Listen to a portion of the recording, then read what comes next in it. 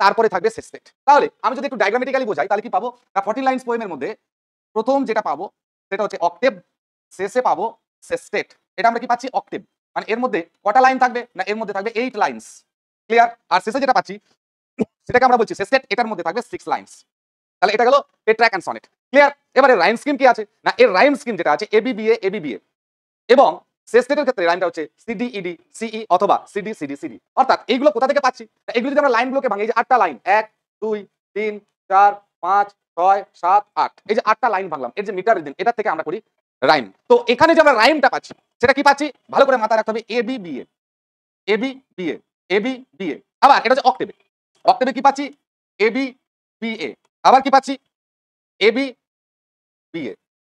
এবার যদি আমরা সেস্টেটে যাই অর্থাৎ লাস্ট কনক্লুডিং পার্টে, সেখানে কি থাকছে না সিডি ইডি সিই সিডি ইডি সিই অথবা সিডি সিডি সিডি। তাহলে অ্যাকচুয়াল তোমরা যেটা মাথায় রাখবে সেটা হচ্ছে যে পেট্রাক অ্যান্ড সনেট বা ইটালিয়ান সনেটের দুটো পার্ট থাকে। একটা হচ্ছে অক্টেভ যার মধ্যে 8টা লাইন থাকে, 8টা লাইন মানে কি 8টা লাইন মানে হচ্ছে কি এর মধ্যে কটা থাকবে ভাঙছে, তাহলে না এখানে আমরা দুটো কোয়ার্টেন্স পাচ্ছি, একটা কোয়ার্টেন মানে হচ্ছে 4 লাইন, তাহলে 8 লাইন মানে কোয়ার্টেন কটা পাবো দুটো। আচ্ছা নেক্সট কি আছে 6 লাইনস, তার মানে এর মধ্যে আমরা কটা পাচ্ছি না এর মধ্যে আমরা পাচ্ছি 3টে, ঠিক আছে। তাহলে আমরা অ্যাকচুয়াল যেটা পেট্রাক অ্যান্ড সনেটের অ্যাকচুয়াল যেটা ফরম্যাট সেটা হচ্ছে অক্টেভ অ্যান্ড সেস্টেট, এই দুটো পার্ট, এটা শুধু মনে রাখবে তাহলেই হবে। নেক্সট যেটা আছে English sonnet. Thomas White introduced to the sonnet to the English language in the 16th century by translating the word of Petrarch from Italian. এটা তোমাদের আগে আমি গল্পটা বলে দিয়েছি। এরপরে এসেছিল দ্য আর্ল অফ সারে, এটাও আমি বলেছিলাম ইনি তারপরে লিখেছেন। তারপরে আমি যেটা বলেছিলাম যে ব্রেক করছে, তার মানে কি এই সারে পর্যন্ত আমার প্রথমে ছিল অক্টেভ, তারপরে ছিল সেস্টেট। তাহলে ফার্স্ট 8 লাইন পেয়েছিলাম অক্টেভ, লাস্ট 6 লাইন পেয়েছিলাম সেস্টেট, মানে এখান পর্যন্ত কিন্তু পেট্রাক অ্যান্ড সনেটেরই প্রভাব চলছে।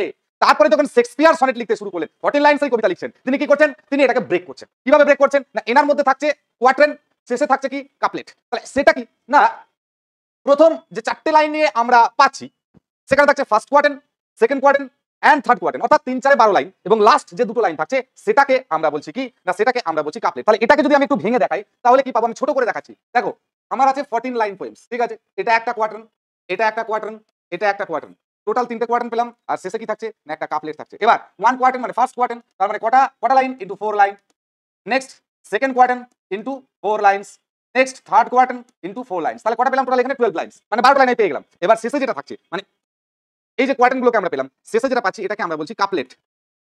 কাপলেট এর মধ্যে কটা লাইন থাকছে না এটার মধ্যে থাকছে 2 লাইনস, দুটো, তার মানে 3 4 12 আর 2 14 লাইন। তাহলে ইনি উইলিয়াম শেক্সপিয়ার এসে কিন্তু অক্টেভ সেস্টেটের যে থটটা ছিল ওই থটটাকে উনি চেঞ্জ করে দিলেন, তাই ইংলিশ সনেটকে বলা হচ্ছে শেক্সপিয়ারিয়ান সনেট।